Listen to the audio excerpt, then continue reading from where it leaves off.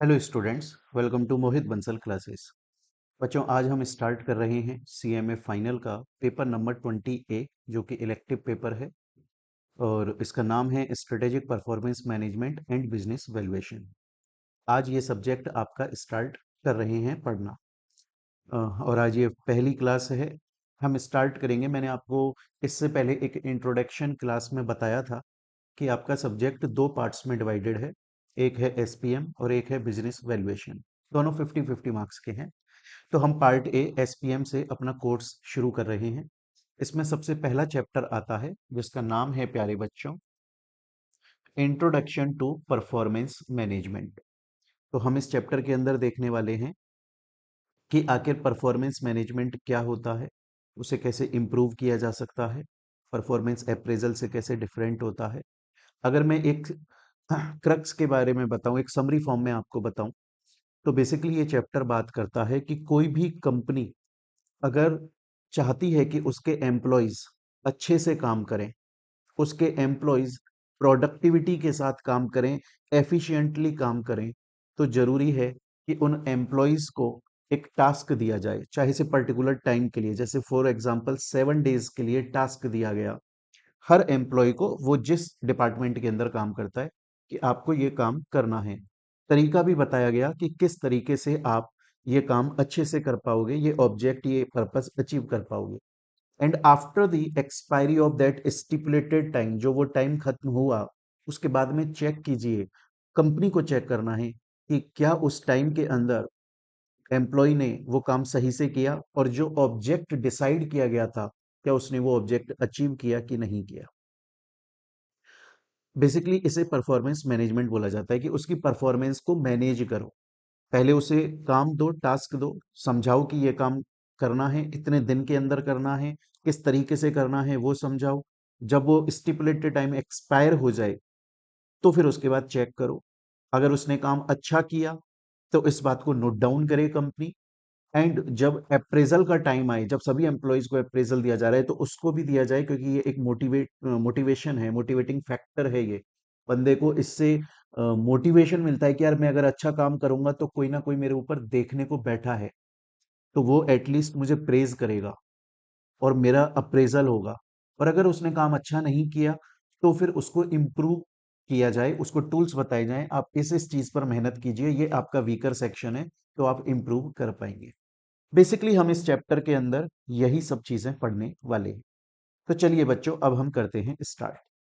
सबसे पहला क्वेश्चन आता है कि सर, परफॉर्मेंस मैनेजमेंट, जो कि अब हमारे चैप्टर का भी नाम है इंट्रोडक्शन टू परफॉर्मेंस मैनेजमेंट, तो ये जो वर्ड्स हैं परफॉर्मेंस मैनेजमेंट, इनका मीनिंग क्या होता है।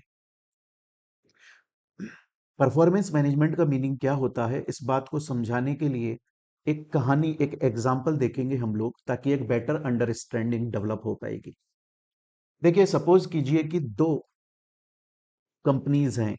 एक कंपनी का नाम है सोडी गैराज। हालांकि आप बोलोगे कि सर, ये सोडी गैराज कोई कंपनी नहीं है, ये तो तारक मेहता का उल्टा चश्मा एक सीरियल आता है, उसके दो कैरेक्टर आपने उठा लिए, एक उठा लिया सोडी और एक उठा लिया जेठालाल। हाँ, बिल्कुल सही, ताकि आपका एग्जाम्पल थोड़ा रेलिवेंट हो सके और आपको लॉन्ग टाइम तक याद रह सके, इसके लिए ये कैरेक्टर्स उठाए गए। ठीक है। सोडी का एक गैराज है, आप उसे कंपनी समझिए, सोडी गैराज प्राइवेट लिमिटेड। और उसी तरह से जेठालाल का भी एक कंपनी है, उसका नाम है गड़ा इलेक्ट्रॉनिक्स प्राइवेट लिमिटेड। अब दोनों कंपनीज की आपस में बातचीत हो रही है, दोनों दोस्त हैं उसके डायरेक्टर्स, इसलिए बातचीत कर रहे हैं। समझिएगा क्या बोल रहे हैं। सोडी ने जेठालाल से बोला कि जेठालाल भाई, आपको तो कंपनी चलाने का बहुत एक्सपीरियंस है, बहुत टाइम से आप बिजनेस के अंदर लगे हुए हैं।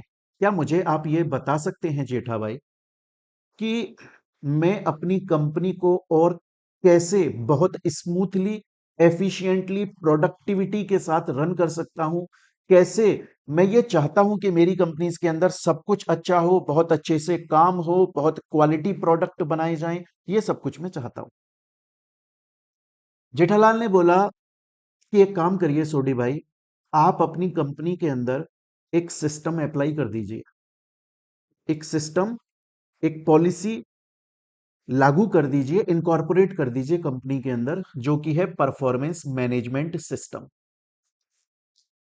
सोडी बोला कि ये परफॉर्मेंस मैनेजमेंट सिस्टम क्या होता है। अब बड़े ध्यान से सुनिएगा। जेठालाल ने बोला परफॉर्मेंस मैनेजमेंट सिस्टम के लिए आपको यह समझना है कि ये एक प्रोसेस है। जो आपका ये परफॉर्मेंस मैनेजमेंट सिस्टम है ना, ये एक्चुअली में एक प्रोसेस है।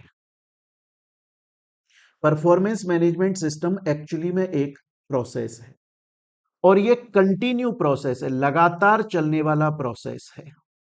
ऐसा नहीं है कि आज कंपनी के अंदर आपने इस प्रोसेस को अप्लाई किया, आपको अच्छे रिजल्ट्स अचीव हुए and after achieving the desired results आप ये प्रोसेस बंद कर देते हैं। ऐसा नहीं होना चाहिए। ये कंटिन्यू है, ये लगातार चलता रहेगा, हमेशा चलता रहेगा। इस प्रोसेस के अंदर बेसिकली क्या होता है, इस प्रोसेस के अंदर सबसे पहले कंपनी ड्यूटी देती है, आप ड्यूटी बोल दो, टास्क बोल दो, अपने एम्प्लॉय को काम दिया जाता है for a particular time.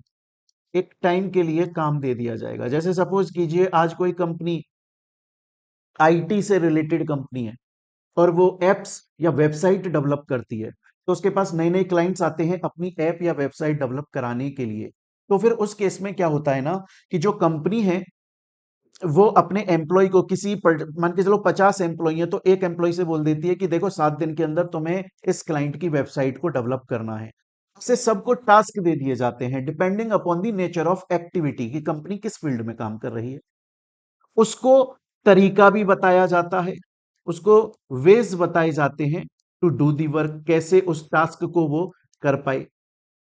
And उसके बाद में after the completion of time, जब वो टाइम कंप्लीट हो गया, लेट से फॉर 7 दिन के लिए काम दिया गया था, 15 दिन के लिए दिया गया था, 20 दिन, जो भी वट जो डिसाइडेड टाइम है, जब वो टाइम कंप्लीट हो जाता है, after the completion of time, जब वो टाइम कंप्लीट हो जाता है ना प्यारे बच्चों, तो फिर उस केस में तो फिर उस केस में चेक किया जाता है। क्या चेक किया जाएगा? Performance of employee. जिस एम्प्लॉय को काम दिया गया था उसकी परफॉर्मेंस को चेक करो, और चेक करो कि उसको जो काम दिया गया था क्या वो उसने अचीव किया, या कितनी हद तक अचीव कर लिया, टू व्हाट एक्सटेंट उसने काम सही किया, ये चीज चेक कर लो। इसे परफॉर्मेंस मैनेजमेंट बोला जाता है। तो जब सोडी भाई ने जेठालाल से पूछा कि जेठा भाई मैं चाहता हूं मेरी कंपनी के एम्प्लॉयज बहुत अच्छे से काम करें और मन लगा के काम करें, ये सब चीजें ध्यान में रख के काम करें, तो जेठालाल ने बोला कि आप ना परफॉर्मेंस मैनेजमेंट सिस्टम अप्लाई कर दो। सोडी बोला ये परफॉर्मेंस मैनेजमेंट सिस्टम आखिर होता क्या है? जेठालाल बोला कि परफॉर्मेंस मैनेजमेंट सिस्टम एक कंटिन्यू प्रोसेस है, लगातार चलने वाला प्रोसेस है। ऐसा नहीं है कि once you apply performance management system in your organisation और in your company and after achieving the results आप उसे खत्म कर देते हो कि यार मेरे तो रिजल्ट आ गए। ऐसा नहीं है, ये लगातार, जैसे आप बोलोगे कि सर क्या एग्जांपल दे रहे हो, बट मैं एक बता रिलेटेबल एग्जांपल देता हूं आपको। पता है, दो 2013 के अंदर की बात है। 2013 में हमारा एक फ्रेंड था, मेरा एक फ्रेंड था, जो कि लाइफ में उसका बहुत कुछ अच्छा नहीं चल रहा था। बड़ा प्रॉब्लम में आ गया वो अपनी उसकी पर्सनल लाइफ में, कोई कंपनी ऑर्गेनाइजेशन की बात नहीं कर रहा हूं। उसकी पर्सनल लाइफ में ना अच्छा नहीं चल रहा था कुछ। उसने मुझसे बोला कि मोहित मेरा सही से काम नहीं चल रहा है, मैं बड़ा थोड़ा डिप्रेस्ड हो गया हूँ, कुछ समझ में नहीं आता है मुझको कि मैं क्या करूँ। तो मैंने कहा कि एक काम करो, आप ना देखो जो टाइम है वो निकल जाएगा। ऐसा तो है नहीं कि आपको काम करना नहीं आता है, आपको काम करना तो बहुत अच्छे से आता है। आपको ना काम तो आता है। जाकिर खान को जानते हो? जाकिर खान ने क्या बोला था? जाकिर खान ने एक डायलॉग बोला था कि अगर कोई पर्सन का टाइम सही नहीं चल रहा है या उसका काम सही नहीं चल रहा है, तो आप उसे ज्ञान मत दो कि ये काम ऐसे कर। उसे ज्ञान है, इसीलिए वो काम करता है, उस काम की नॉलेज है, इतना पढ़ा लिखा है, तभी वो उस काम के अंदर कर रहा है। अगर वो काम नहीं आता होता तो वो कोई दूसरा काम करता। उसे ज्ञान मत दो, उसे उसके बुरे टाइम में। बस उससे इतना बोलो कि कोई बात, निकल जाएगा ये फेस और फिर दोबारा से अच्छे दिन आ जाएंगे अपने, कोई टेंशन वाली बात नहीं है। अगर कुछ परमानेंट है इस दुनिया के अंदर तो वो चेंज है, बार बार चेंज होता रहेगा। तो मैंने मेरे फ्रेंड से बोला कोई बात नहीं, टेंशन मत लो, अच्छा फेस आएगा तुम्हारा। तुम एक काम करो, तुम ना थोड़ा बहुत पूजा पाठ कर लो। मतलब पूजा पाठ का मतलब ये नहीं कि सुबह शाम अगरबत्तियां जला रहे हो, वो सब नहीं। मन में शांति आएगी तुम्हारे, और एक पॉजिटिव एक उम्मीद जग जाएगी तुम्हारे को कि यार चलो, भगवान या जो भी पॉजिटिव फोर्स हमारे पास में एनर्जी है, एटलीस्ट अगर उसे मेरा काम दिखेगा तो मैं पॉजिटिव हो जाऊं और मेरा काम फैलेगा आगे। उसने बोला हाँ यार, ये अच्छा एडवाइस लग रहा है मुझे। तो उसने थोड़ा बहुत अपने माइंड को डिस्ट्रैक्ट किया। वो थोड़ा बहुत पढ़ने लगा, रिलीजियस जो स्पिरिचुअल बुक्स होती हैं उसने वो पढ़ी और उसे अच्छा लगने लगा। वो बोला अब यार मेरा माइंड ना काम रहता है, मैं शांत रहता है, मैं काम कर लेता हूँ और उसके बाद बहुत शांति से लाइफ चल रही है। चाहे से अच्छा हो रहा है बुरा हो रहा है, बट मैं डिप्रेस्ड नहीं हूँ। फिर उसके अच्छे दिन आ गए। फिर जब उसके अच्छे दिन आ गए ना, तो उसने वो बिल्कुल मतलब सब कुछ छोड़ दिया।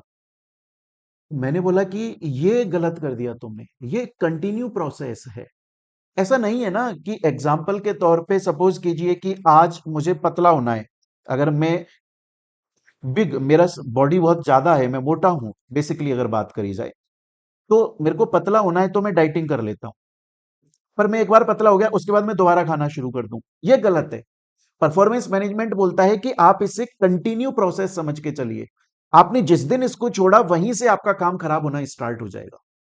तो परफॉर्मेंस मैनेजमेंट एक कंटिन्यू प्रोसेस है, लगातार चलने वाला प्रोसेस है, जो कि कंपनी के अंदर लगातार चलता रहता है। क्लियर है ये चीज यहां तक? और इसके अंदर जो हमारे कंपनी के एम्प्लॉयज हैं उन्हें एक टास्क दिया जाता है for a particular time period, and जब वो कंप्लीट हो जाता है टाइम तो उसकी उनकी परफॉर्मेंस को मैनेज किया जाता है। सोडी बोला कि जेठा भाई मेरे को ये सब बातें आपकी समझ में आ गई, लेकिन मेरे को एक और बात समझनी कि क्या परफॉर्मेंस मैनेजमेंट के अंदर ये जो आपने हमको 3 पॉइंट बताए कि ये कंटिन्यू प्रोसेस है, इसके अंदर एम्प्लॉय को टास्क दो, उसको तरीके बताओ कैसे इसे अचीव किया जा सकता है और उसकी परफॉर्मेंस को मैनेज करो, दैट्स इट। क्या परफॉर्मेंस मैनेजमेंट के अंदर और भी कोई बात है? हाँ, एक बहुत इंपॉर्टेंट बात है। उस एम्प्लॉय को आप ये बताओ, ये समझाओ कि देखो, आपकी कंपनी का जो ऑब्जेक्ट है ना, आपका भी वही ऑब्जेक्ट होना चाहिए। आपके मन में, एम्प्लॉय के मन में ये नहीं आए यार मैं तो सिर्फ एक जॉब कर रहा हूं, मैं तो मॉर्निंग में 10 o'clock आऊंगा, जो भी मुझे काम दिया जाएगा ठीक है मैं काम कर दूंगा, और मैं शाम को 4 या 5 बजे जब ऑफिस क्लोज होगा तो मैं चला जाऊंगा। तो उस केस में वो पर्सन 6 महीने के अंदर, साल भर के अंदर कंपनी छोड़ के जाएगा। वो बहुत ज्यादा सीखने की चाह नहीं रखेगा और वो इफेक्टिवली काम भी नहीं करेगा, क्योंकि वो सिर्फ एज एन एम्प्लॉय काम कर रहा है। वो कंपनी को अपनी नहीं समझेगा, क्योंकि उसका ऑब्जेक्ट अलग है। वो सोच रहा है कि बस मैं थोड़ा बहुत काम सीख के फिर बिग फोर कंपनीज के अंदर चला जाऊं, वहां पैसा कमाऊंगा। जबकि कंपनी, ऑर्गेनाइजेशन, परफॉर्मेंस मैनेजमेंट बोलता है कि अगर एम्प्लॉय कंपनी के ऑब्जेक्ट को अपना ऑब्जेक्ट समझने लग जाए, तो ऑब्वियस बात है कि कंपनी बहुत इफेक्टिवली काम करने लग जाएगी। आज let's say for example Tata company car बनाती है। Let's say for example Tata company car manufacture करती है और उसके अंदर कोई मिस्टर एक्स नाम का एम्प्लॉय है। टाटा कंपनी ने बोला कि यार हमें ना एक नया इलेक्ट्रिकल कार प्रोडक्ट बनाना है, ईवी इलेक्ट्रिक, बहुत अच्छा बनाना है, कम कॉस्ट पे और अच्छी रेंज में, ज्यादा चले, 500-600 किलोमीटर तक चले एक चार्ज में। और मिस्टर एक्स को बोला गया कि आप इसके ऊपर काम करिए। अब मिस्टर एक्स सीरियसली नहीं ले रहा है, तो टाटा कंपनी का इसका जो भी सुपीरियर पर्सन होगा जिसने इसको काम दिया है, वो इसको बोलेगा कि देखो, ये जो कंपनी का मेन ऑब्जेक्ट है ना, इलेक्ट्रिक प्रोडक्ट में बेस्ट बनना, इलेक्ट्रिक कार मैन्युफैक्चरिंग में बेस्ट कंपनी बनना, यही तुम्हारा ऑब्जेक्ट होना चाहिए कि यार मुझे कैसे भी करके ऐसा प्रोडक्ट बनाना है, मेरी कंपनी बेस्ट आ जाए। क्योंकि अगर तुम अगर तुम अपने पर्सनल ऑब्जेक्ट को कंपनी के ऑब्जेक्ट के साथ अलाइन कर दोगे, जोड़ दोगे, अगर तुम्हें ये हमेशा लगने लग जाएगा कि यार कैसे भी करके मुझे कंपनी को बेस्ट प्रोडक्ट देना है, तो तुम बहुत प्रोडक्टिवली काम करोगे, एफिशिएंटली काम करोगे और बेस्ट प्रोडक्ट दोगे और कंपनी ग्रो करेगी। And once company starts growing you will also grow, तुम भी ग्रो करोगे। ऐसा तो नहीं होगा ना कि कंपनी ग्रो कर जाएगी और अगर आज तुम 1 लाख रुपए पर मंथ सैलरी पर हो, देन आफ्टर कंपनी जब ग्रो कर गई तो भी तुम्हारी 1 लाख सैलरी ही होगी? नहीं, ऐसा नहीं होगा, तुम भी ग्रो करोगे दोस्त। इसीलिए इसीलिए अब परफॉर्मेंस मैनेजमेंट क्या बोलता है, बड़े ध्यान से सुन लीजिएगा। परफॉर्मेंस मैनेजमेंट बोलता है कि ये एक कंटिन्यू प्रोसेस है। इसके अंदर एम्प्लॉयज को एक टास्क दिया जाता है, फॉर ए पर्टिकुलर टाइम के लिए दिया जाता है, और फिर उसके बाद एक पर्टिकुलर टाइम के लिए एक टास्क दिया जाता है, और फिर उसके बाद में चेक किया जाता है जब वो टाइम खत्म हो जाता है, और एम्प्लॉय को यह समझाया जाता है कि आप अपने मेन ऑब्जेक्ट को अलाइन कर दो कंपनी के ऑब्जेक्ट के साथ में। स्टूडेंट बोलता है कि सर मेरे को यहां तक की बात आपकी समझ में आ गई। अब देखिए, एक बार हम लोग इसको देख लेते हैं। परफॉर्मेंस मैनेजमेंट एक कंटिन्यू प्रोसेस है जिसके अंदर जो आपके एम्प्लॉय हैं उनकी एम्प्लॉय की जो परफॉर्मेंस है उसको आइडेंटिफाई किया जाता है, मेजर किया जाता है, अगर अच्छी नहीं है तो और डेवलप और इंप्रूव किया जाता है। और ये बोला जाता है कि जो एम्प्लॉय है उसकी जो इंडिविजुअल परफॉर्मेंस है, उसके जो ऑब्जेक्टिव्स हैं वो कंपनी के ओवरऑल मिशन के साथ, ऑब्जेक्टिव के साथ असाइन अलाइन होने चाहिए। Continue process aligned with strategic goals. Clear है स्टूडेंट्स? स्टूडेंट बोलता है सर मुझे यहां तक पूरी की पूरी बात अच्छे से समझ में आ चुकी है, लेकिन सर मेरा एक डाउट है। मैंने बोला बताओ आपका क्या डाउट है? बोला सर जो मेरा डाउट है ना, वो आप जो हमें ये कहानी सुना रहे हो सोडी की और जेठालाल की, उसमें सोडी का भी डाउट है। सोडी ने अब तक क्या क्या पूछा जेठालाल से कि परफॉर्मेंस मैनेजमेंट क्या है। जेठालाल ने बताया कंटिन्यू प्रोसेस है जिसके अंदर आप अपने एम्प्लॉय को एक पर्टिकुलर टास्क देते हैं या काम देते हैं, पर्टिकुलर टाइम के लिए देते हैं, कंप्लीशन ऑफ टाइम के बाद चेक करते हैं।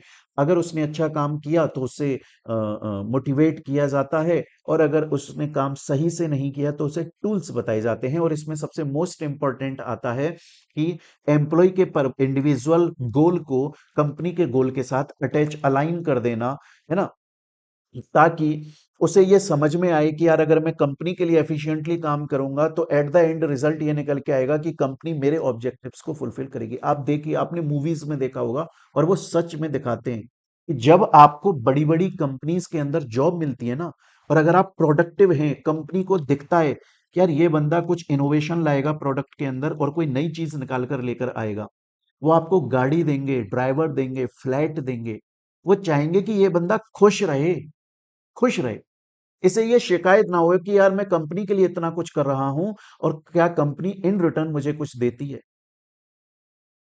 तो वो ऑब्जेक्टिव्स को अचीव, उसके अलावा उसके अलावा आप देखिए, जैसे सपोज कीजिए कि कोई न्यूज़पेपर की फील्ड में काम करता है, जर्नलिज्म के अंदर काम करता है, और आज सपोज कीजिए मैं एक जर्नलिज्म की कंपनी में, न्यूज़पेपर कंपनी में मैं एक एम्प्लॉय हूं। तो उन्होंने बोला कि यार तुम ना बहुत अच्छी अच्छी न्यूज़ लेकर आओ, और मैंने बोला कि सर मैं थोड़ा इनोवेटिव आदमी भी हूं, तो मैं चाहता हूं कि न्यूज़ जो है वो इस तरीके की हो, ऐसी हो, रियल हो, रॉ हो, मैं उसमें अंदर घुस के दिखाऊं। तो उन्होंने बोला हाँ करो, हम तुम्हें छूट देते हैं इस बात की।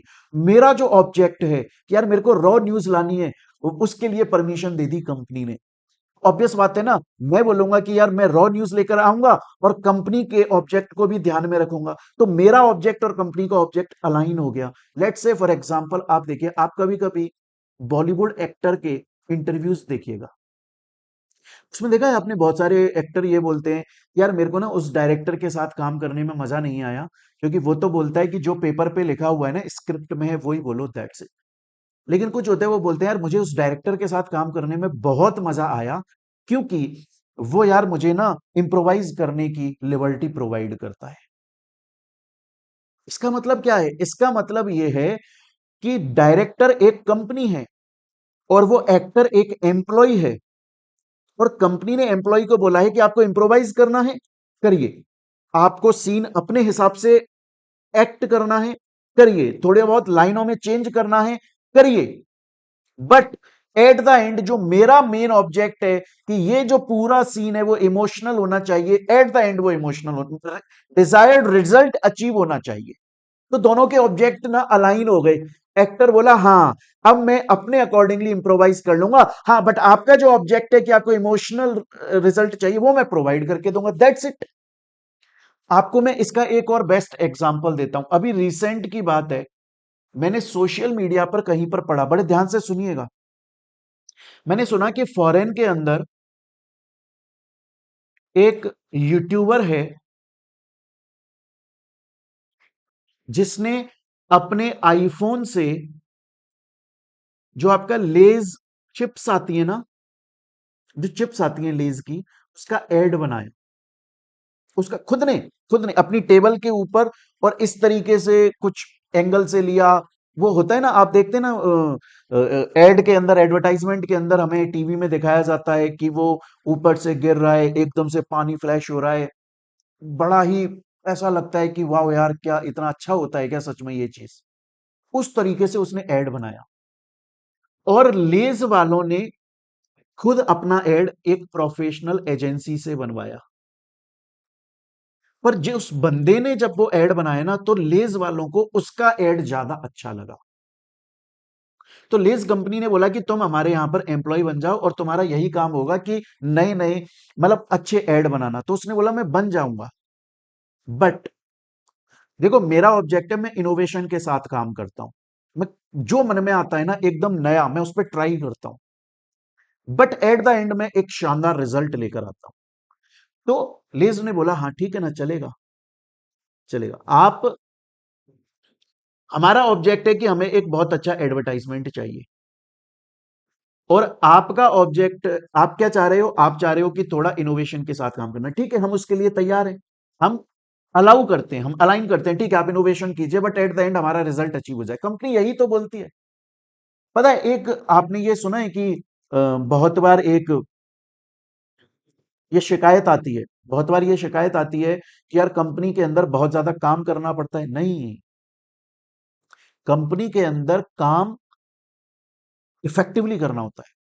कंपनी, अब तो जो नई कंपनीज आ रहे हैं, नए स्टार्टअप आ रहे हैं, वो तो बोलते हैं कि आपको हमने जो काम दिया, अगर आप उसे 5 घंटे में कर देते हो, चले जाइए, उस दिन का पूरा पैसा मिलेगा आपको, कोई दिक्कत नहीं है, काम करो आपका समय। तो बच्चों, परफॉर्मेंस मैनेजमेंट का मीनिंग अभी तक हम लोगों ने देखा, ये एक कंटिन्यू प्रोसेस है, लगातार चलने वाला प्रोसेस है परफॉर्मेंस मैनेजमेंट, जिसके अंदर एक कंपनी अपने ऑर्गेनाइजेशंस को एक पर्टिकुलर ड्यूटी, टास्क एक पर्टिकुलर टाइम के लिए प्रोवाइड करती है, एंड जब वो टाइम कंप्लीट होता है तो चेक किया जाता है कि क्या वो ऑब्जेक्टिव अचीव हुए, और अगर अचीव हुए तो अच्छी बात है, नहीं हुए तो इंप्रूवमेंट टूल्स बताए जाते हैं, जिनके बारे में हम आगे पढ़ने वाले हैं। इसके अंदर हम लोगों ने ये भी पढ़ा मेरे प्यारे बच्चों कि आपका ये जो परफॉर्मेंस मैनेजमेंट है, इसका मेन फीचर होता है कि ये एम्प्लॉय के ऑब्जेक्टिव को कंपनी के ऑब्जेक्टिव के साथ अलाइन कर देता है। यहां तक की बात सोडी को समझ में आ गई, लेकिन फिर सोडी ने एक बात पूछी। सोडी ने पूछा जेठालाल से कि जेठा भाई, ये परफॉर्मेंस मैनेजमेंट, ये जो आपने मेरे को समझाया, क्या इसी को ही परफॉर्मेंस अप्रेजल भी बोलते हैं? जेठालाल बोला नहीं नहीं नहीं नहीं, परफॉर्मेंस अप्रेजल बहुत अलग है और परफॉर्मेंस मैनेजमेंट अलग। परफॉर्मेंस अप्रेजल परफॉर्मेंस मैनेजमेंट का एक पार्ट है। परफॉर्मेंस मैनेजमेंट का स्कोप वाइडर है। परफॉर्मेंस अप्रेजल का in comparison to performance management थोड़ा नैरो स्कोप है, क्योंकि परफॉर्मेंस अप्रेजल परफॉर्मेंस मैनेजमेंट का पार्ट है। उन्होंने बोला कि देखो, परफॉर्मेंस मैनेजमेंट तो कंटिन्यू चलता है, हमेशा चलता है, लेकिन परफॉर्मेंस अप्रेजल का मतलब होता है कि अगर किसी एम्प्लॉय ने अच्छा काम किया, सच में अच्छा काम किया, तो फिर उसको अप्रेज करना, उसकी रेम्यूनरेशन बढ़ा देना, उसकी पोस्ट बढ़ा देना, उसको थोड़े ज्यादा परक्विजिट्स प्रोवाइड कर देना, परक्विसाइट प्रोवाइड कर देना, ये चीज। बोला परफॉर्मेंस अप्रेजल तो बेसिकली एक ईयर के अंदर 2 टाइम होता है। एक तो मिड ऑफ द ईयर में और एक एंड ऑफ द ईयर, जब ईयर पूरा खत्म हो जाता है। मिड ऑफ द ईयर के अंदर ना एम्प्लॉय जो होता है वो सेल्फ डिक्लेयर करता है। एम्प्लॉय सेल्फ डिक्लेयर करता है कि मैंने अभी तक ये जो हमारा फाइनेंशियल ईयर है इतना निकल चुका है और मैंने ये काम कर दिया है, इतना काम कर चुका हूं, इतना अचीव कर चुका हूं, और आगे आने वाले ये ईयर जब तक खत्म होगा तब तक मैं बाकी का बचा कुचा अचीव कर लूंगा। सेल्फ डिक्लेयर करता है, इसे परफॉर्मेंस अप्रेजल बोला जाता है। बोला जैसे सपोज करो जेठालाल ने बोला कि बागा तुझे इस साल कम से कम 250 टीवी रिपेयर करने हैं एंड कोई कंप्लेंट नहीं आनी चाहिए। और after the mid of the year बागा ने बोला कि हाँ जी मैंने 250 का आपने ओवरऑल मुझे टारगेट दिया था पूरे ईयर के लिए, मैंने तो अभी तक 150 से ज्यादा तो कर भी दिए हैं, मैंने 150 से ज्यादा तो रिपेयर कर दिए, बाकी के 100 कर दूंगा मैं। ये है परफॉर्मेंस अप्रेजल जो है वो डायरेक्टली जुड़ा हुआ है कि अगर एम्प्लॉय ने अच्छा काम किया तो उसकी रेम्युनरेशन, उसकी सैलरी बढ़ा दो, उसको और सारे बेनिफिट्स दे दो, कुछ अलाउंसेस दे दो, दैट्स इट। इससे जुड़ा हुआ है परफॉर्मेंस अप्रेजल। जबकि परफॉर्मेंस मैनेजमेंट जो है वो तो कंटिन्यू प्रोसेस है, वो तो लगातार चलता है। परफॉर्मेंस अप्रेजल साल में सिर्फ 2 या 3 बार ही होता है, मोस्टली 2 बार होता है, कुछ कंपनीज अपना अलग क्राइटेरिया डिसाइड करें वो अलग बात है। परफॉर्मेंस मैनेजमेंट अगर आप देखोगे तो उसके लिए क्या रहता है कि एक जो बंदा है, एम्प्लॉय है, तो उसका सुपीरियर उस पर ध्यान रखेगा और इसका सुपीरियर इस पे ध्यान रखेगा, इसका सुपीरियर इस पे ध्यान रखेगा। जबकि परफॉर्मेंस अप्रेजल में क्या होता है, टॉप मैनेजमेंट जो है वो अप्रेज कर देता है, दैट्स इट, बात खत्म हो जाती है। तो performance appraisal and performance management दोनों बहुत अलग बातें और इनके बीच में डिफरेंस भी होता है। जो आपका परफॉर्मेंस अप्रेजल होता है उसे टॉप डाउन असेसमेंट बोलते हैं। टॉप डाउन का मतलब क्या है, आप किसी कंपनी में काम कर रहे हो, अगर आपने अच्छा काम किया और आपकी सैलरी बढ़ने वाली है, कौन बढ़ाएगा, टॉप मैनेजमेंट। तो वो टॉप डाउन असेसमेंट है कि टॉप पर, बोर्ड लेवल पर बैठे हुए लोग, पर लेवल पे बैठे हुए लोग चेक करते हैं कंपनी में कौन कौन काम सही कर रहा है और ये सही कर रहा है, इसको सैलरी ज्यादा दो, थोड़ा सा इसकी पोजीशन बढ़ाओ, हमको चाहिए ये बंदा अच्छा काम करता है। ये टॉप डाउन असेसमेंट है। लेकिन परफॉर्मेंस मैनेजमेंट जॉइंट प्रोसेस है कि आपका सुपीरियर आपको काम देगा, उसका सुपीरियर उसको, ये जॉइंट है, ये कंपनी में लगातार कंटिन्यू चलता रहता है। इसके लिए अब एनुअल मीटिंग होती है कि एक मीटिंग करी जाती है जिसके अंदर अप्रेजल दिया जाता है, तो उसमें डिक्लेयर किया जाता है इसने अच्छा काम किया इसलिए इतना अप्रेजल दिया जा रहा है, इस तरीके से, है ना। लेकिन इसमें तो कंटिन्यू रिव्यू होता रहता है, जरूरी नहीं है इसके अंदर कोई बड़ी मीटिंग करी जाएगी। इसमें सुपीरियर आपको बुला लेगा और बोलेगा लाओ तुम्हारा काम चेक कराओ, देखो यहाँ पे गलत किया, देखो इसको ऐसे कर लेना। वो एक कंटिन्यू लगातार चलता रहेगा, ऐसा कोई सेपरेटली मीटिंग करने की जरूरत नहीं पड़ती है। इसमें रेटिंग्स दी जाती हैं कि यार, जैसे एग्जाम्पल के तौर पे सपोज कीजिएगा बीसीसीआई आपकी कंपनी है, भारत का जो क्रिकेट बोर्ड है वो आपकी कंपनी है, और जो क्रिकेटर्स हैं वो एम्प्लॉइज हैं। तो आपने देखा है क्रिकेटर्स की रेटिंग प्रोवाइड करी गई है। एक होते हैं जो ए ग्रेड में आते हैं, जैसे विराट कोहली, रोहित शर्मा, और बड़े बड़े नाम में ज्यादा क्रिकेट के पहले जो थे जैसे सचिन तेंदुलकर या Rahul Dravid, Saurav Ganguly, M S Dhoni obviously, ऐसे। दूसरे होते हैं शायद बी, जिनको रेटिंग दी जाती है, और इनको, इनके पास में फैसिलिटीज ज्यादा होती हैं, पैसा ज्यादा होता है, ये अपनी फैमिली को भी साथ में लेके ट्रेवल कर सकते हैं क्योंकि क्रिकेट बहुत सारी जगहों पर खेला जाता है। हमारी इंडियन क्रिकेट टीम बहुत सारी जगहों पर जाती है, फैमिली को लेकर जाते हैं। बी वालों को कम पैसा मिलता है, शायद फैमिली में 1-2 पर्सन ही अलाउड होते हैं। इनकी परफॉर्मेंस के ऊपर इन्हें रेटिंग दी जाती है। अगर किसी ने बहुत अच्छा परफॉर्म किया पूरे साल में तो फिर उसे ए ग्रेड में ला दिया जाता है। जैसे एग्जाम्पल के तौर पे जब विराट कोहली नया नया आया होगा तो डायरेक्टली तो वो ए ग्रेड के अंदर नहीं गया होगा, तब तो वो बी या सी ग्रेड में होगा। लेकिन उसने बहुत अच्छा परफॉर्म किया, तो जब उसने बहुत अच्छा परफॉर्म किया तो आपको अप्रेजल मिलता है। जैसे एग्जाम्पल के तौर पे एक चीज को मैं आप लोगों को एक एग्जाम्पल देता हूं जिसमें परफॉर्मेंस मैनेजमेंट और अप्रेजल दोनों आ जाए। क्लियर। सपोज कीजिए ओयो कंपनी है, ओयो कंपनी का मेन ऑब्जेक्ट क्या है कि ज्यादा से ज्यादा होटल्स के साथ में टाई अप करना और उन रूम्स और ये देखना कि उन रूम्स के अंदर कोई आके रह रहा है। बेसिकली ओयो कंपनी का पहले मॉडल क्या है, आप ये समझो। ओयो कंपनी का मॉडल है, ओयो कंपनी होटल्स के पास में जाती है, होटल से बोलती है कि देखो आपके यहां पर एक रूम का रुकने का नाइट का चार्ज 5,000 रुपीज है, for one night, for one room. आपके होटल में 100 कमरे हैं, टोटल 100 रूम्स हैं। हम चाहते हैं उसमें से 2 रूम आप हमें दें ओयो के नाम पे। आपके ही होटल के अंदर वो ओयो रूम कहलाएगा। उसकी प्राइस हम 3,000 रखेंगे। आप उसमें सब सर्विस दीजिए जो 5,000 वाले में दे रहे हो, बस हम उसकी प्राइस 3,000 रखेंगे और हम इस बात की मार्केटिंग करेंगे। तो आप ये देखिएगा कि पूरे महीने के अंदर सबसे ज्यादा बुकिंग किसकी हुई। बेसिकली ये ओयो का मेन मॉडल है, राइट। ओयो कंपनी ने अपने एम्प्लॉयज को बोला, 5 एम्प्लॉयज हैं, A B C D and E, ये 5 एम्प्लॉयज हैं ओयो कंपनी के अंदर। इन 5 एम्प्लॉयज को ओयो कंपनी ने बोला कि 1 महीने का टाइम है, 1 महीने के अंदर अंदर एक तो सबसे ज्यादा होटल्स के साथ में कोलेबोरेशन करना है, पहला टारगेट। और दूसरा टारगेट, जिन होटल्स के साथ में कोलेबोरेशन हो गया उसमें रूम्स का ऑर्डर ज्यादा आना चाहिए। कहने का मतलब वहां पर ज्यादा से ज्यादा बुकिंग होनी चाहिए, है ना। ये रूम्स की बुकिंग जो है वो भी ज्यादा होनी चाहिए। तो 5 एम्प्लॉयज को ये काम दिया गया। अब ए ने अपना काम किया, बी ने किया। अब इनके रिजल्ट्स क्या अचीव हुए। ए का रिजल्ट आया कि इसने 5 होटल्स के साथ में किया और इसकी 50 बुकिंग्स आई। इसने 7 होटल के साथ में किया, 30 बुकिंग्स आई। इसने 8 होटल्स के साथ में किया, 20 बुकिंग्स आई। इसने 2 होटल के साथ में किया लेकिन 30 बुकिंग्स आई। और इसने 10 होटल्स के साथ में किया लेकिन 120 बुकिंग्स आई।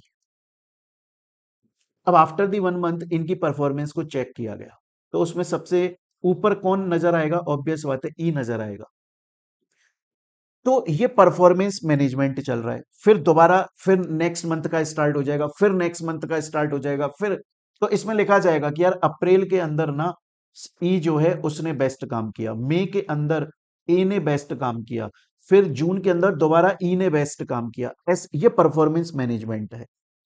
लेकिन जब ईयर एंड होने पे आ जाएगा, जब मार्च के बाद में फाइनेंशियल ईयर एंड होगा, नेक्स्ट फाइनेंशियल ईयर स्टार्ट होगा, तब देखा जाएगा ओवरऑल किसने बेस्ट काम किया। और जिसने सबसे अच्छे काम किया उसको अप्रेजल दिया जाएगा कि अब हम आपको अपनी कंपनी का मैनेजिंग डायरेक्टर बना रहे हैं। अब आप होटल्स के साथ में, अब आप रूम बुकिंग करना नहीं देखोगे, इसकी तो आप ट्रेनिंग दे दिया करोगे। अब आप बड़े बड़े होटल्स के साथ में मीटिंग करोगे और वहां पर जाकर हमारा कोलेबोरेशन करवाओगे, क्योंकि आपकी इंटरेक्शन जो चीज है वो बहुत अच्छी है।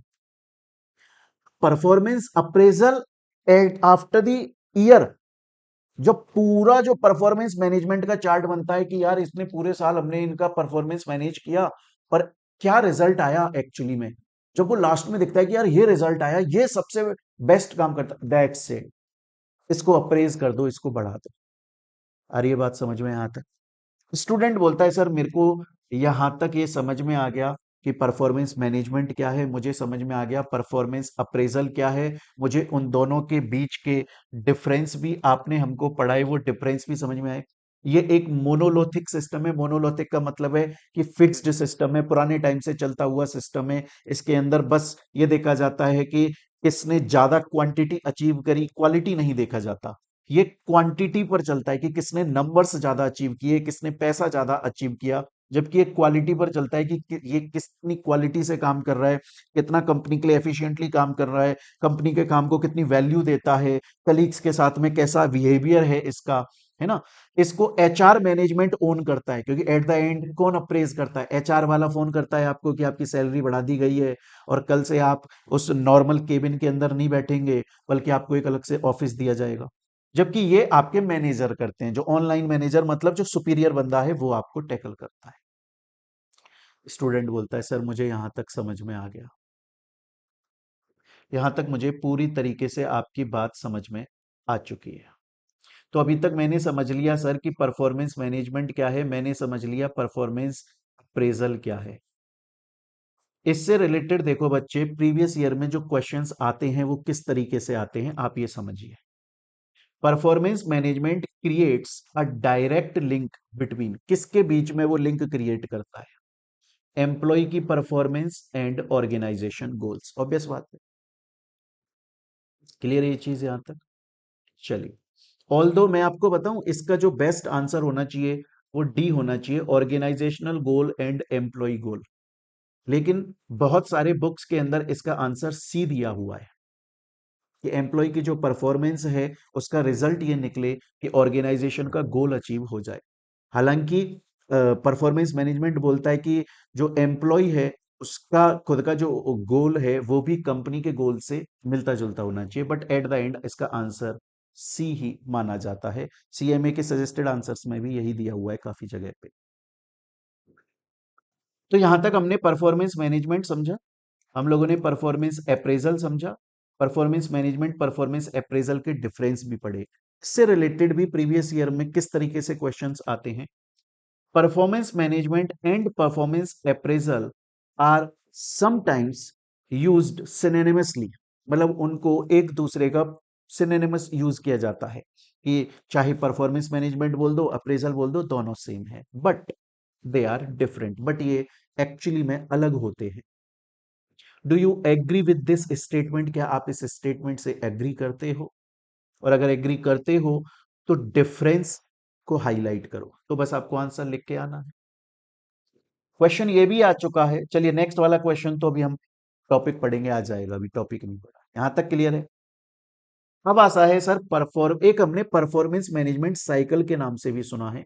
इसके ऊपर बाई चांस आज तक वैसे आया नहीं है, पर एमसीक्यू आ जाए तो। सर परफॉर्मेंस मैनेजमेंट साइकिल जो है वो क्या बोलता है? सिंपल बोलता है, पहले बोलता है कि आप किसी भी चीज के लिए प्लानिंग करो, फिर जो आपने प्लानिंग करी है उसको इम्प्लीमेंट करो, मतलब एक्ट करो। एक्ट करने की, एक्ट करते टाइम जब एक्ट कर रहे हो तो मॉनिटर करो कि क्या सही तरीके से वो मॉनिटर सही तरीके से काम कर रहा है। और उसके बाद रिव्यू दो कि यार तुमने जो काम किया ना उसका ये रिजल्ट आया। फॉर एग्जाम्पल सपोज कीजिए आप क्लास के अंदर बैठे हो, या आप, मेरी एक कंपनी है या आपकी कंपनी है, मैं एम्प्लॉय हूं, ऐसा ले लेते हैं।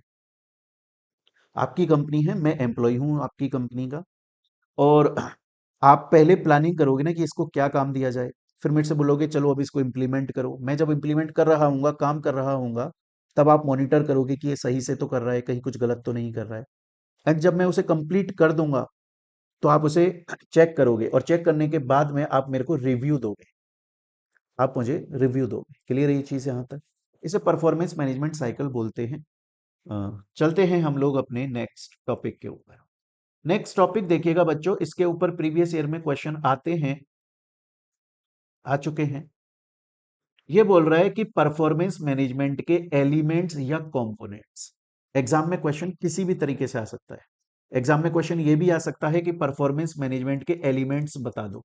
एग्जाम में क्वेश्चन ये भी आ सकता है कि परफॉर्मेंस मैनेजमेंट के कंपोनेंट्स बता दो। दोनों में से क्वेश्चन किसी भी तरह से आ सकता है, और बहुत ही सिंपल है। सबसे पहला क्या होता है? सबसे पहला होता है परफॉर्मेंस प्लानिंग। पहले प्लान करते हैं हम लोग। पहले कोई भी कंपनी मुंह उठा के काम नहीं कर लेती है, पहले प्रॉपरली प्लानिंग करी जाती है कि यार हमें ये कैसे करना चाहिए, कैसे। जैसे मैं आपको एक एग्जांपल देता हूं, लेट्स से फॉर एग्जांपल,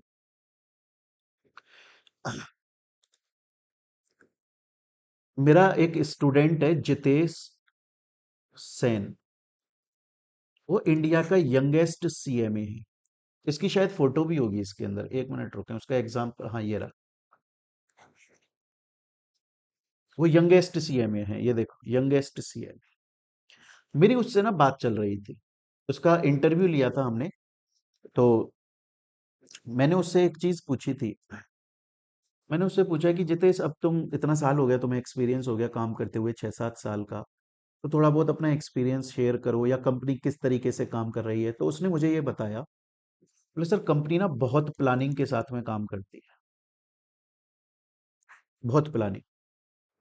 मैंने उसका इंटरव्यू लिया था अप्रोक्स 2022 के आसपास। ये मेरे से 2015 में पढ़ा हुआ पास आउट है। 2022 में मेरा इसका इंटरव्यू लिया। इसने बोला सर मैं महिंद्रा कंपनी के अंदर काम कर रहा हूँ प्रेजेंटली। और सर महिंद्रा कंपनी के महिंद्रा महिंद्रा कंपनी 2024 या 25 या आगे आने वाले टाइम में 3 4 5 साल के अंदर अंदर इलेक्ट्रिक कार उतारने वाली है मार्केट में। और बोले सर इसके जो कॉम्पिटिटर है ना उनमें से कुछ तो लेकर आ चुके हैं मार्केट में इलेक्ट्रिक कार, महिंद्रा अभी तक लेकर नहीं आई। क्योंकि सर महिंद्रा ने हमको काम दिया है। उसने बोला कि सर मैं मैनेजर हूं उस प्रोजेक्ट का। हमको बोला गया है कि हमें कैसे भी करके जो कार की कॉस्टिंग है वो कम करनी है, बट क्वालिटी में कॉम्प्रोमाइज नहीं करना है। तो सर हम उसके लिए ना बैटरी का जो साइज है ना, बैटरी का साइज छोटा कर रहे हैं। दूसरा, हम इस तरीके की बैटरी बनाने की कोशिश कर रहे हैं जो यूनिवर्सल बैटरी हो।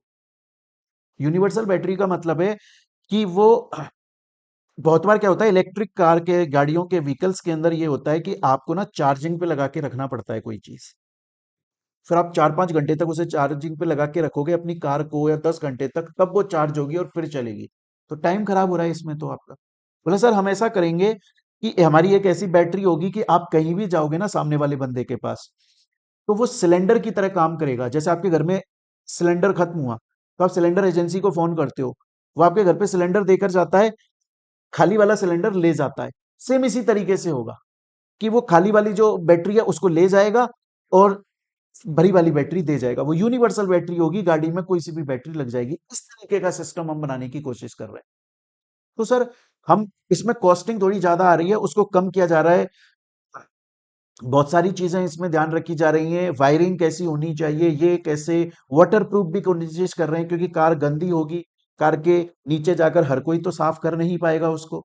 उसको साफ कराने के लिए जो प्रेशर वाटर होता है उसके पास में ही लेकर जाना पड़ेगा। अब वो वायरिंग खराब हो जाएगी इतनी प्रेशर से, अगर कार के ऊपर वाटर पानी पड़ेगा तो, क्योंकि इलेक्ट्रिक कार है। तो कोशिश कर रहे हैं कि वो वाटर प्रूफ बन जाए। कंपनी के अंदर जब भी कोई काम होता है ना, वो प्रॉपर प्लानिंग से होता है।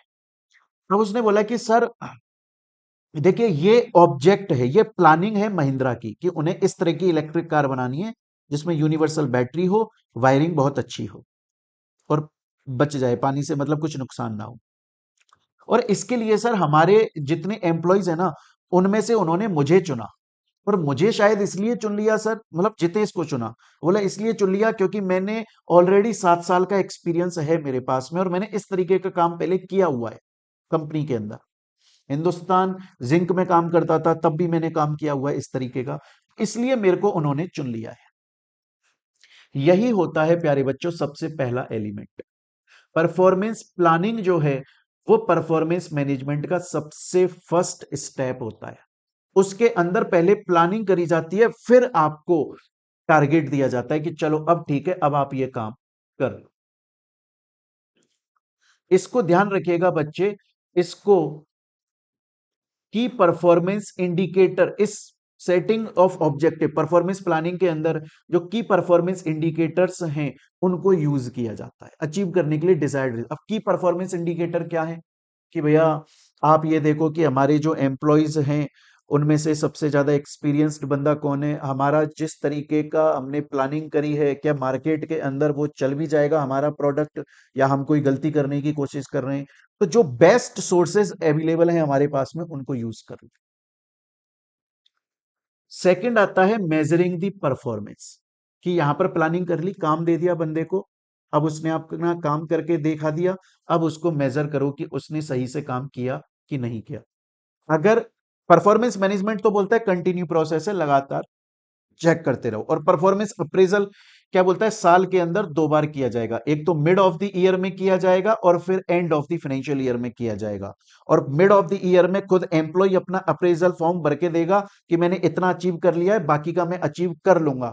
और जब ईयर खत्म हो जाएगा तब देखा जाएगा कि उसने जो अप्रेजल फॉर्म में भर के दिया था क्या उसने उतना अचीव कर लिया, और उसके बेसिस पे फिर आगे उसे अप्रेजल दिया जाता है। उसकी परफॉर्मेंस को मेजर करना, ये सेकंड पॉइंट है, जिसका देखो मैंने एग्जांपल अभी आपको बताया भी था।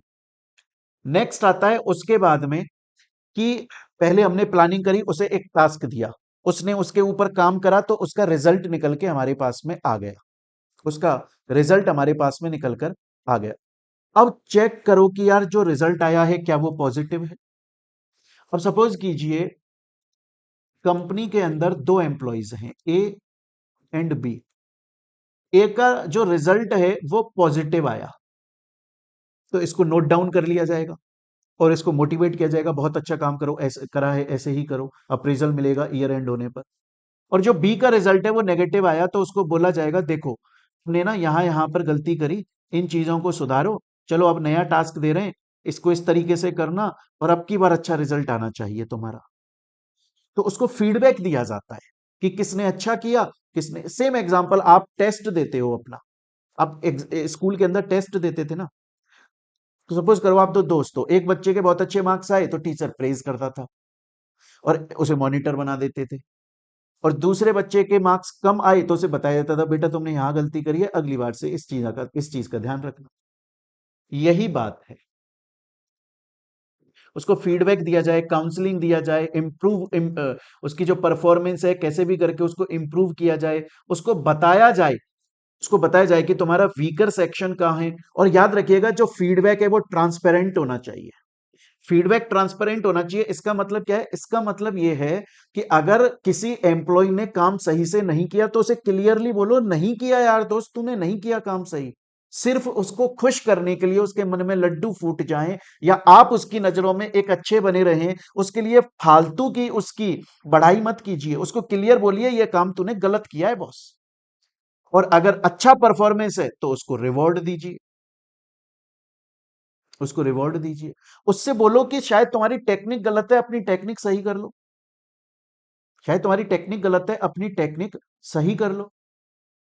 जैसे ना, मैं इसका तो आपको एक बेस्ट एग्जांपल देता हूं।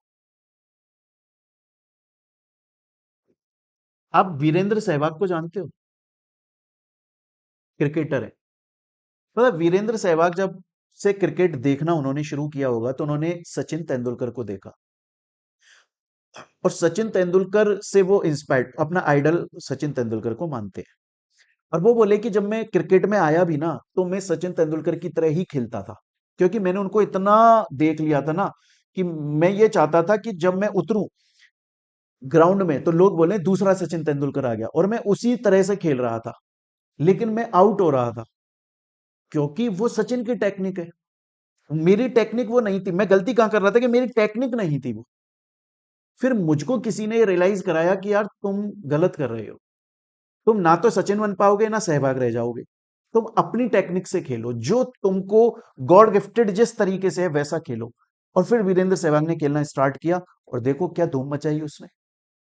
बहुत बार एम्प्लॉय को यह बताना पड़ता है कि यार तुम ना एक्चुअली में ऐसे हो जाते हो, तुम्हारी टेक्निक ये गलत है, तुम्हारी अप्रोच गलत है, कंपनी कुछ और बोल रही है, तुम कुछ और सोच रहे हो, तो तुम थोड़ा सा अपनी टेक्निक में ना चेंज लेकर आओ, देखो तुम्हें रिजल्ट मिलने लग जाए। आ रही है बच्चों में बात यहां तक समझ में? तो हम बात कर रहे हैं एलिमेंट्स क्या हैं, कंपोनेंट्स क्या हैं परफॉर्मेंस मैनेजमेंट के, तो बड़े सिंपल हैं। सबसे पहले प्लानिंग, फिर उसके बाद में उसके परफॉर्मेंस को मॉनिटर करो, फिर उसको प्रॉपर एकदम ट्रांसपेरेंट फीडबैक दो, अगर उसे चाहिए तो उसको बोलो अपनी टेक्निक चेंज कर लो, अपने ऑब्जेक्टिव चेंज कर लो, या हम तुम्हें दूसरे डिपार्टमेंट में डाल देते हैं। स्टूडेंट बोलता है सर मेरे को यहां तक की बात आपकी पूरी तरीके से बढ़िया तरीके से समझ में आ चुकी है, अब चलेंगे हम लोग आगे। नेक्स्ट आता है ऑब्जेक्टिव ऑफ परफॉर्मेंस मैनेजमेंट, कि परफॉर्मेंस मैनेजमेंट का ऑब्जेक्टिव क्या है। अब तो आप लोगों को प्यारे बच्चों समझ में आ जाना चाहिए कि परफॉर्मेंस मैनेजमेंट का ऑब्जेक्टिव आखिर क्या है। परफॉर्मेंस मैनेजमेंट का मेन ऑब्जेक्टिव है कि अपनी डिजायर्ड रिजल्ट्स को अचीव करना, अपने एम्प्लॉय को एफिशिएंटली प्रोडक्टिविटी के साथ में काम करवाना, अपने जो एम्प्लॉय का गोल है और कंपनी का गोल है उसे अचीव कर देना। एम्प्लॉय की परफॉर्मेंस कंपनी को गोल को अचीव करने के लिए ही होनी चाहिए, इस बात को इंश्योर कर देना। देखिए अगर एक अच्छा परफॉर्मेंस मैनेजमेंट सिस्टम कंपनी के अंदर चल रहा है तो एम्प्लॉयज जो हैं वो अच्छी सुपीरियर परफॉर्मेंस निकाल कर लाएंगे, और कंपनी के गोल को अचीव कराने में हेल्प करेगी। एम्प्लॉयज को जब टास्क दिया जाएगा तो उन्हें अपनी एबिलिटी के बारे में पता लगेगा कि मैं कर सकता हूं कि नहीं कर सकता, अपनी स्किल्स के बारे में पता लगेगा। आप अगर सिर्फ पढ़ते रहोगे तो आप इनपुट है, लेकिन जब तक आप टेस्ट अपीयर नहीं करोगे या प्रैक्टिस नहीं करोगे क्वेश्चंस की, तब तक आपको पता नहीं चलेगा कि आपकी स्किल्स क्या हैं या आप कितना इंप्रूव कर चुके हो, कितना सीख चुके हो। परफॉर्मेंस मैनेजमेंट इसमें हेल्प कराता है।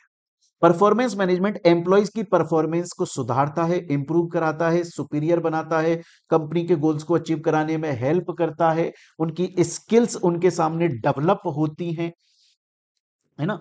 अगर अच्छा काम किया, इफेक्टिवली काम किया है तो उनको रिवॉर्ड मिलता है। परफॉर्मेंस मैनेजमेंट कोशिश करता है कि टू वे कम्युनिकेशन चले। टू वे कम्युनिकेशन का मतलब क्या है कि आपकी जो परफॉर्मेंस को हमने मेजर किया, तो अब हम आपको फीडबैक देंगे और फिर हम आपको कोचिंग भी प्रोवाइड करेंगे, मतलब हम आपको इंप्रूव करने के टूल्स भी बताएंगे और आप अपनी कमियां, आप अपनी जो दिक्कत, प्रॉब्लम है, वीकर सेक्शन है आपका, वो हमें बताओगे। परफॉर्मेंस मैनेजमेंट एक ऐसा एनवायरनमेंट क्रिएट कर देता है जहां पर ऑर्गेनाइजेशन स्ट्रेटेजिकली काम करता है ना, और जो पर्सन जिस पर्पस के लिए सूटेबल है उसको वो काम दिया जाता है। परफॉर्मेंस मैनेजमेंट का मेन ऑब्जेक्ट होता है पर्सनल ग्रोथ तो हो ही एम्प्लॉय की, लेकिन साथ में ऑर्गेनाइजेशन की ग्रोथ भी होनी चाहिए। बेसिकली इफेक्टिविटी, इफेक्टिवली काम करना, प्रोडक्टिविटी के साथ में काम करना, ये रहता है। जैसे एग्जांपल के तौर पे आप सपोज कीजिए, मेरे पास में एक बार जितेश आया। जितेश ने बोला कि सर लॉ सब्जेक्ट जो है ना बहुत बड़ा है और मेरे पास में अब टाइम नहीं है कि मैं पूरा सब्जेक्ट पढ़ सकूं, मैंने लेट स्टार्ट किया है। मैंने कहा यार तुम पूरा मत पढ़ो, पूरा पढ़ोगे तो टाइम निकल जाएगा अब, क्योंकि अब टाइम नहीं बचा ना, अदरवाइज पूरा पढ़ो तुम। तो अब एक काम करो, कंपनी लॉ के अंदर दो तीन चैप्टर बता देता हूं, वो पढ़ लो, आईबीसी कॉर्पोरेट गवर्नेंस पढ़ लो और सेक्शन बी में कुछ पढ़ लो।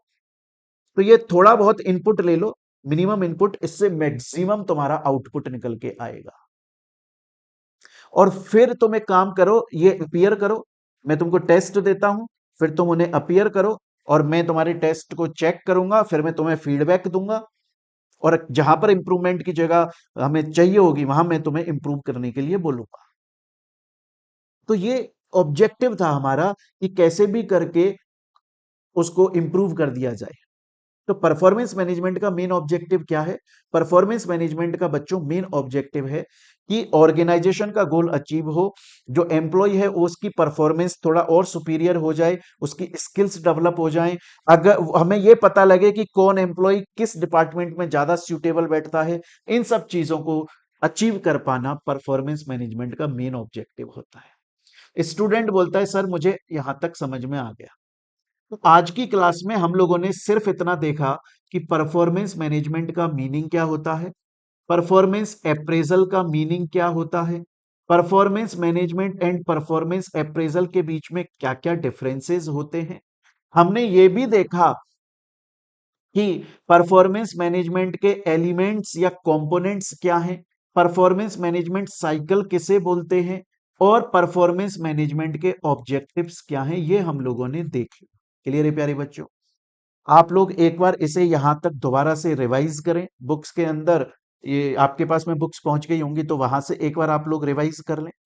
मिलते हैं प्यारे बच्चों हम लोग अपनी नेक्स्ट क्लास के अंदर और वहां हम इस चैप्टर को आगे कंटिन्यू करेंगे। Thank you students, take care प्यारे बच्चों।